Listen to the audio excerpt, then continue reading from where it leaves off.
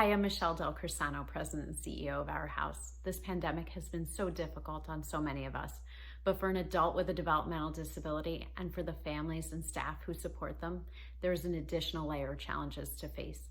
As President and CEO of Our House, I am so proud of how our staff and residents have faced the pandemic and continue to forge forward today.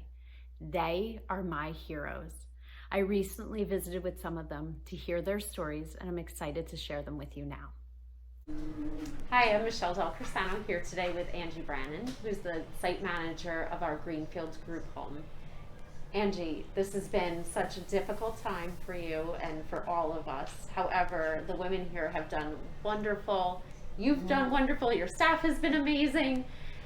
So just tell me a little bit about how you kept occupied during these past 7 months that have just been really long and everybody's home together. How have you done it?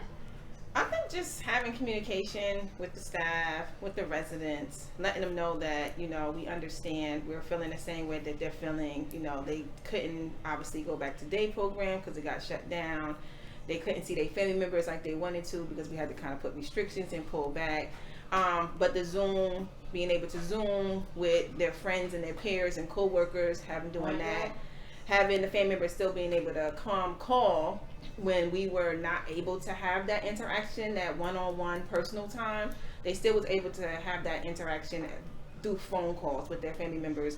The family members was really good. They understood. They worked with us. They encouraged their family members, saying that they knew about what was going on and just to kind of stay positive. We play games. We laugh. We try to do little inventive things. We have cooking class, baking class. So try to keep it as normal as possible for them, which was good because we did have to kind of reel it in a little bit. So It worked.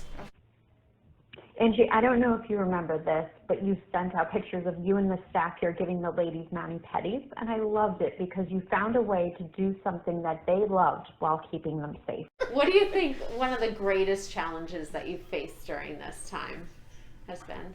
I would say the greatest challenge would be just learning all the new protocols, because it was something new. It hit us all of a sudden. We weren't prepared for it. So it was like every day they found something else different. So it was like, okay, now we have to do this and we have to do that. And so I think that was the most challenging part of just trying to stay on top of the news feed and the information that the CDCs and the doctors were giving us, so that we just kept everybody safe and we were all in good health.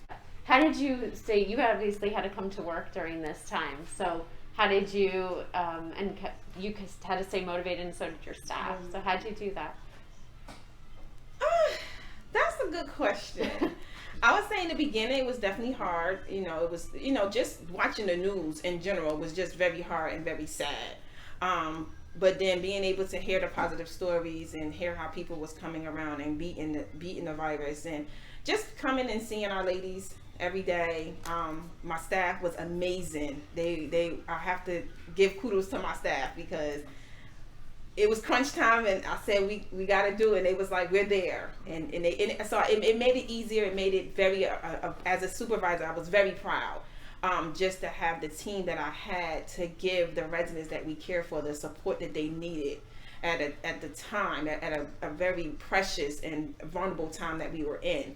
So it made me just I enjoyed it. And like I said, we came in, we played games, we did different stuff, so just to kind of pass the time.